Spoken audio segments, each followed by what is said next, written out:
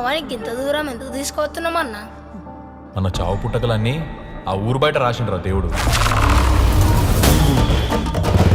నమస్తే సర్పంచ్. నమస్తేనే. కుల పెద్దలు వచ్చి రారా. అరే ఈ కులపూరు శ్మశాన వాటికలు ఆలోచించట్లేదు కదరా. ఏంది? అరే సర్పంచ్ సాబ్ చెప్తున్నాడు రా, విష్ణుగాడు వచ్చి కారు పట్టుకున్నా పని కాదని చెప్పేసి అంటున్నాడు. అయినా నువ్వు ఉన్నోని ఉండకుండా పోయా సర్పంచ్ గారికి ఎందుకు చెప్పినావు? ఓటేసినవారా? అగో ఇంత పెద్ద మాట అన్నావు సర్పంచ్ సాబ్. నీ గుర్తుకే గుద్దినా? నీ ఓటు గుద్దినావా కాటర్ గుద్ది ఇంట్లో ఉన్నావా ఎవరు చూసిండా? కరెక్టే. పెట్టుకుంటానే ప్లీజే. చంపా వలుగుతుంది. అది గట్టి కాదు, చిన్నగా పగలకుండా పెట్టుకుంటా. సరే అయితే మా అయ్యతో మాట్లాడి ముహూర్తం పెట్టించు. డైరెక్ట్ మండపానికి వస్తా నేను. ఎప్పుడన్నా ఇంటికి తీసుకొచ్చినావు మీ నాన్ని? నిన్నటి వరకు నీకు మామలేడు నాకు నాన్నలేడు అని చెప్పి ఇప్పుడేమో బాధ్యతలు చూపిస్తున్నాడు. ఎట్లున్నామేంది మేమిద్దరం?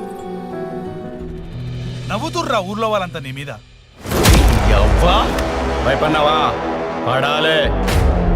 అయిందేదో అయిపోయింది. పెద్ద మనుషులు మీరేదో ఒక పరిష్కారం చూపించండి. ఏ పరిష్కారాలకు బొంగులేదు, ఇలా చెడు కడ కింద కలుసుకొని. అయినా చిరంజీవి లాగా ఊర్లో బిల్డప్ ఇచ్చుకుంటూ తిరుగుతావు కదా, ఏమన్నా చేయొచ్చు కదా. సావు నుంచి అన్న తప్పించుకోవచ్చునేమో కానీ కులం నుంచి తప్పించుకోలేము రా. నీకు పెళ్లి దగ్గర లేకపోతే చావు దగ్గర, ఈ రెండు విషయాల్లోనే కాదు విలాటలు సాగేది. నీ కొడుకు నిన్ను క్షమిస్తాడో లేదో కానీ నీ కూతురు మాత్రం నేను.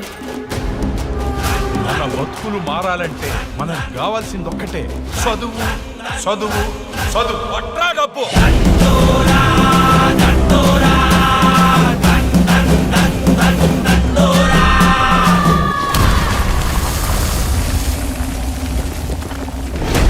ఏం పెద్ద మనిషి, నువ్వు చేసింది తప్పు అని తెలుసుకోవడానికి 3 సంవత్సరాలు పట్టిందా? కళ్ళు మత్తు కాదు కదా సార్, రాత్రి తాగింది పొద్దుగాల దిగనీకి. కులం మత్తు సార్, టైం పట్టింది.